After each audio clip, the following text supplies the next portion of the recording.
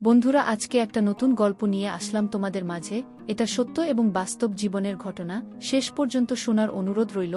শুনলে তোমার মধু চলে আসবে। দেরি না করে চলো শুরু করা যাক। আমি বললাম, শ্বশুরমশাই, আমি আপনার ছেলের বউ।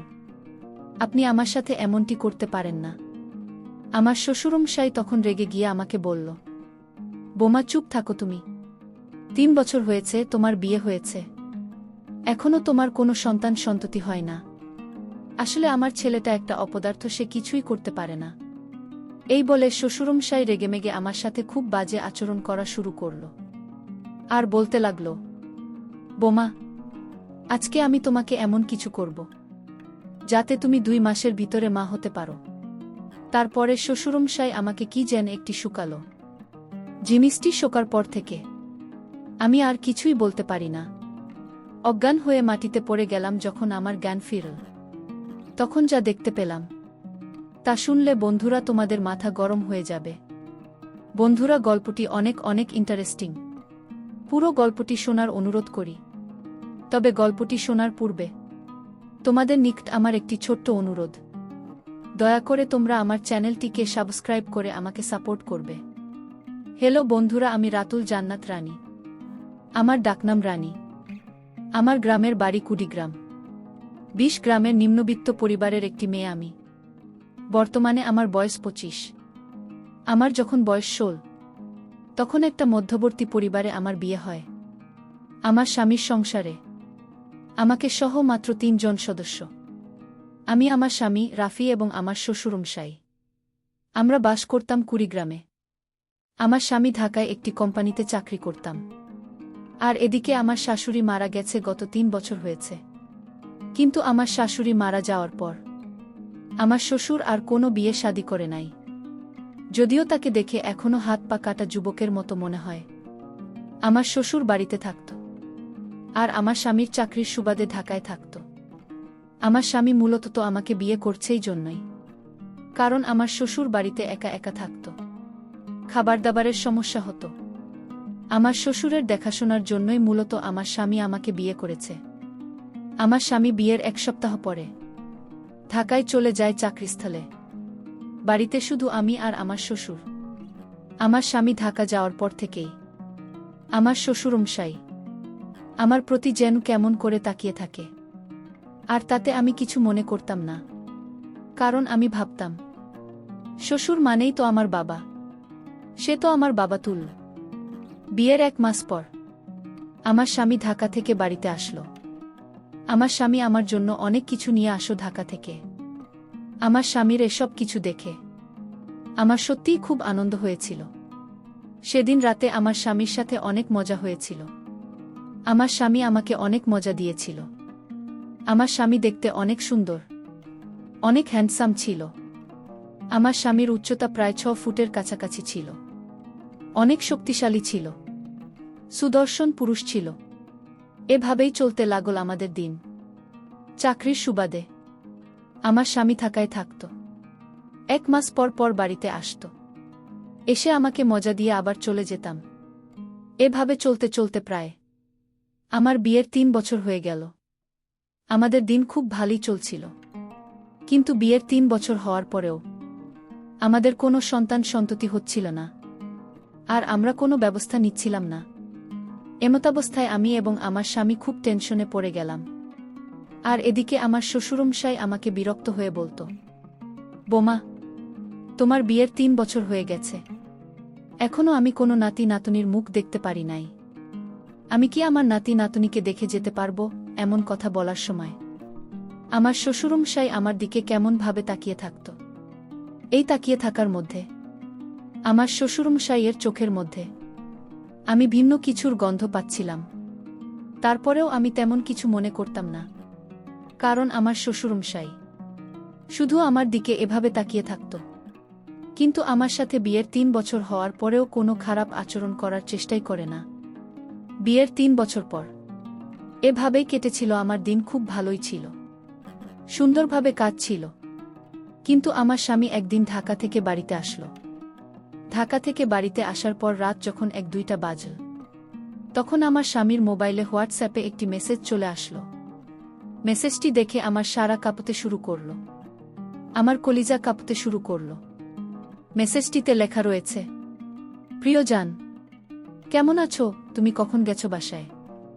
গতকালকে তুমি আমাকে যা দিয়েছ তাতে আমি অনেক সুখ পেয়েছি, অনেক মজা পেয়েছি। প্রিয় রাফি, কবে তুমি আসবে দেশ থেকে? তোমাকে ছাড়া আমার কিছু ভালো লাগে না।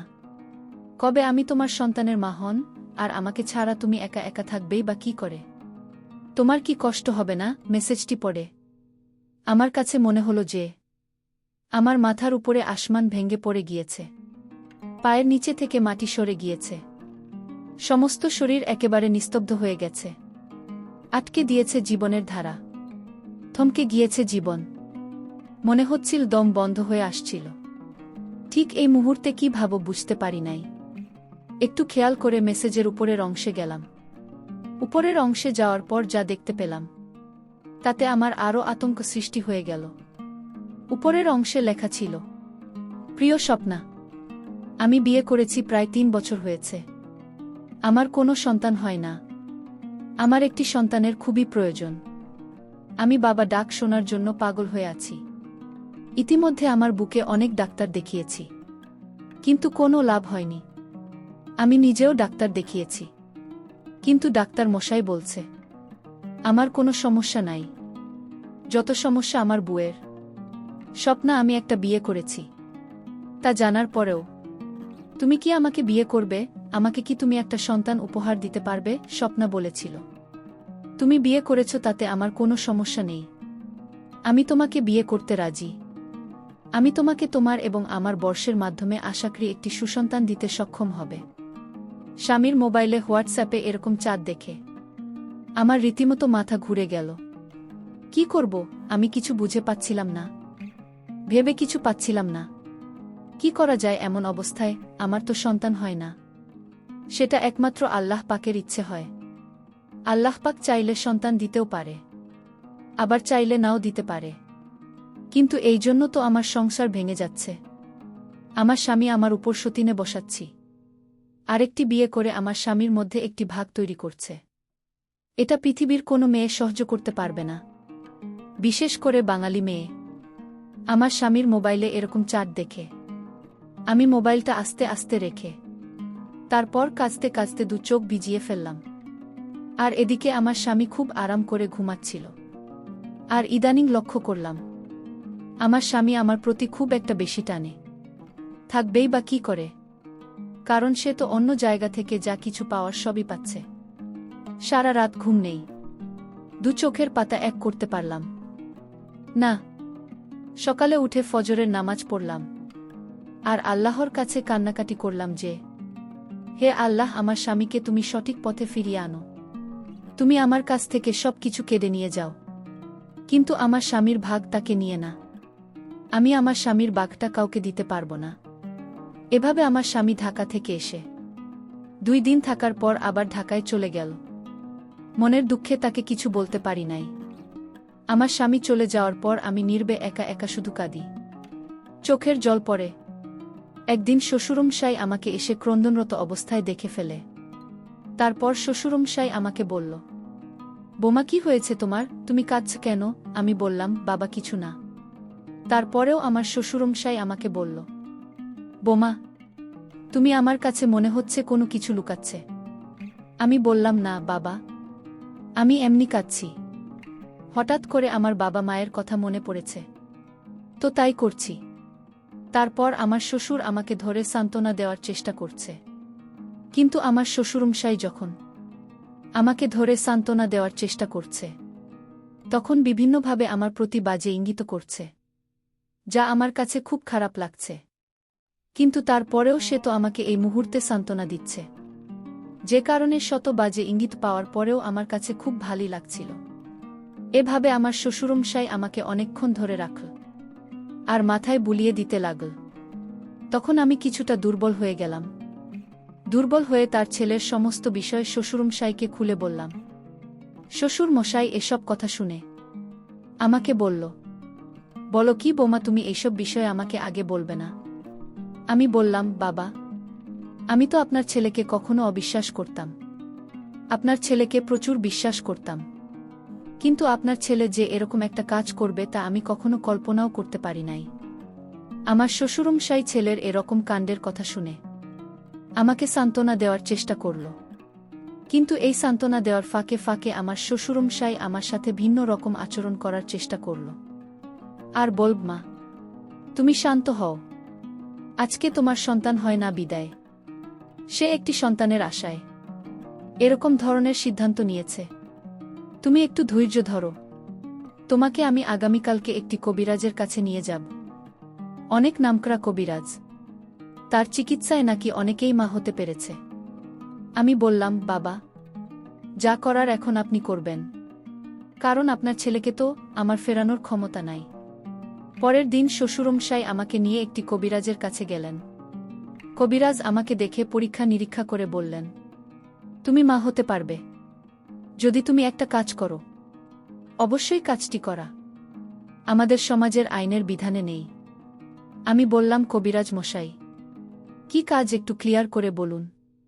তারপর কবিরাজ মশাই আমাকে বলল, তোমাকে তোমার স্বামী ছাড়া অন্য যে কোনো একজন পুরুষের সাথে ঘনিষ্ঠ হয়ে দেখতে হবে।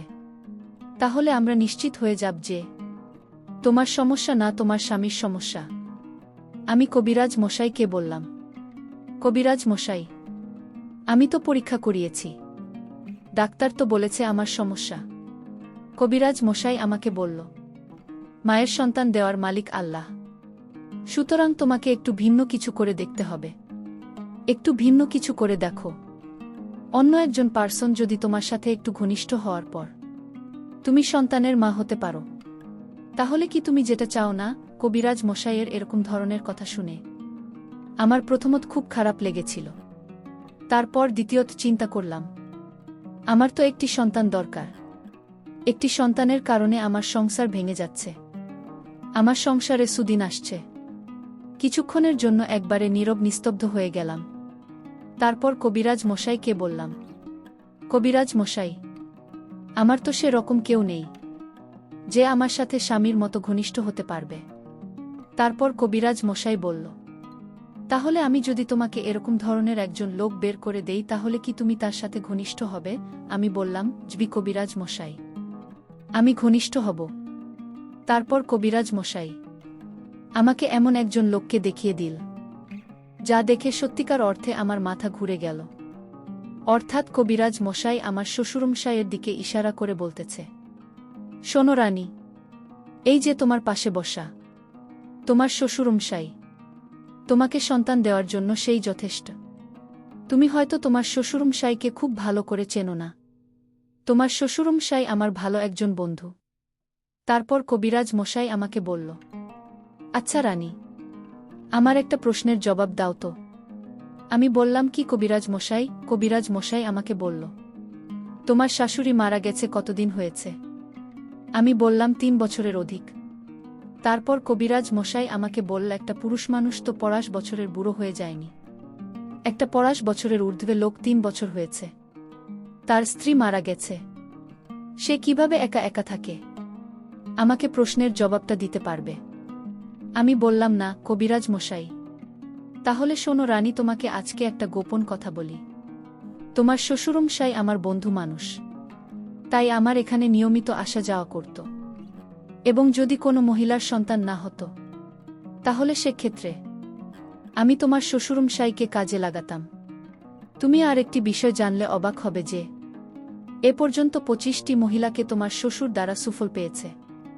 তুমি তো তার ছেলের বউ, তোমাকে তো আর তোমার শ্বশুরমশাই সব কিছু বলতে পারে না। এখন তুমি যদি রাজি থাকো, তাহলে তোমার সাথে তোমার শ্বশুরমশাই ঘনিষ্ঠ হবে, আর এতে আশা করা যায় তুমি সুফল পাবে। কবিরাজ মশাইয়ের কাছ থেকে এরকম ধরনের কথা শুনে প্রথমত আমি কিছুটা অবাক হয়ে যাই, তারপর অবশেষে রাজি হয়ে যায়। তারপর কবিরাজ মশাই আমাকে বলল, ঠিক আছে, তাহলে এবার তুমি বাড়ি চলে যাও, গিয়ে তোমার শ্বশুরমশাইকে খুশি করো, তাহলে দেখবে তোমার কাজ হয়ে যাবে। আর তোমার শ্বশুরমশাই একা যে পরীক্ষিত। তারপর কবিরাজ মশাইয়ের কাছ থেকে বাসায় চলে আসলাম। বাসায় চলে আসার পর আমার শ্বশুরমশাই আমার দিকে তাকিয়ে আমাকে ইঙ্গিত দিল, যেন আজকে আমি প্রস্তুত থাকি। অবশেষে নিরুপায় হয়ে একটি সন্তানের আশায় আমি সেই কাজটি করেছিলাম। আমার শ্বশুরমশাইয়ের সাথে যে কাজটি সাধারণত স্বামী স্ত্রী করে থাকে। আর এদিকে আমার শ্বশুর আমাকে পেয়ে খুব খুশি। আর তার ছেলেকে এমনভাবে টাইট দিয়েছিল যাতে তার ছেলে দ্বিতীয়বার কোনো মেয়ের সাথে কথা বলার সাহস না পায়। আর যদি কথা বলে তাহলে পরিষ্কার জানিয়ে দিয়েছে যে তার সমস্ত সম্পত্তি থেকে বঞ্চিত করবে। সবকিছু আমার শ্বশুর আমাকে লিখে দিয়ে দেবে। এই সব কিছুর ভয় অবশেষে আমার স্বামী ওই মেয়ের সাথে সম্পর্ক বাদ দিয়ে দেয়। আমার শ্বশুরের সাথে সবকিছু করার পর 3 মাস পরে আমি বুঝতে পারলাম আমি সন্তান সম্ভাবনা। মনটা আমার আনন্দে নেচে উঠল। সন্তানের মা হওয়ার আনন্দে। সন্তানের মা হওয়া যে কত আনন্দ তা তোমরা যারা সন্তান হয়েছে মা হয়েছে তারাই বুঝবে। অবশেষে 10 মাস পর আমার কোল জুড়ে একটি পুত্র সন্তান এসেছে। সারা বাড়ি আলোকিত করে ফেলেছে। আমার পুত্র সন্তানের খবর পেয়ে আমার আত্মীয় স্বজন, স্বামী এবং শ্বশুর সহ সবাই খুশি। বন্ধুরা, এইভাবে আমি একটি দুটি নয় 5টি সন্তানের মা হয়েছিলাম। এখন আমি আমার স্বামী, সন্তান এবং শ্বশুরকে নিয়ে খুব ভালোই আছি, সুখে আছি। পরিশেষে বন্ধুরা, আমি তোমাদেরকে বলবো, সন্তানদের মালিক কেবলমাত্র আল্লাহ পাকের। কিন্তু এই সন্তানের জন্য যখন কোনো স্বামী স্ত্রীর প্রতি অন্যায় অবিচার করে তখন স্ত্রীর অবস্থা খুব খারাপ হয়ে যায়। বাধ্যতামূলক হয়ে সে ভিন্ন কিছু খোঁজার চেষ্টা করে সংসার টিকার জন্য। সে তখন বেপরোয়া হয়ে পড়ে। তখন সে ইজ্জত সম্মানের ভয় করে না। তার মনের ভিতরে একটা ভাবনা থাকে যে করেই হোক আমার সংসার টিকাতে হবে, আমার স্বামীকে আমার কাছে ফিরিয়ে আনতে হবে। সুতরাং আমাদের প্রত্যেকেরই উচিত একটা বিষয় ভাবা, যদি আমাদের সন্তান না হয় তাহলে আমাদের সর্বোচ্চ চেষ্টা করে যাওয়া। আর এই জন্য পরকীয়ার মতো অন্যায় অবিচার করা মোটেও উচিত নয়। বন্ধুরা, আজকে এই পর্যন্তই। আবারও আসব তোমাদের মধ্যে নতুন কোনো ভিডিও নিয়ে। ভিডিওটি যদি তোমাদের ভালো লাগে তাহলে একটি লাইক দাও। প্রতিদিন আমি তোমাদেরকে একটা করে নতুন গল্প উপহার দিব। তাই তোমাদেরকে অনুরোধ করে বলছি, তোমরা যদি এরকম ধরনের ইন্টারেস্টিং গল্প পেতে চাও তাহলে দয়া করে আমার চ্যানেলটি সাবস্ক্রাইব করো। পরিশেষে তোমাদের সকলের সুস্বাস্থ্য কামনা করি। ভিডিওটি দেখার জন্য তোমাদের সকলকে অসংখ্য ধন্যবাদ।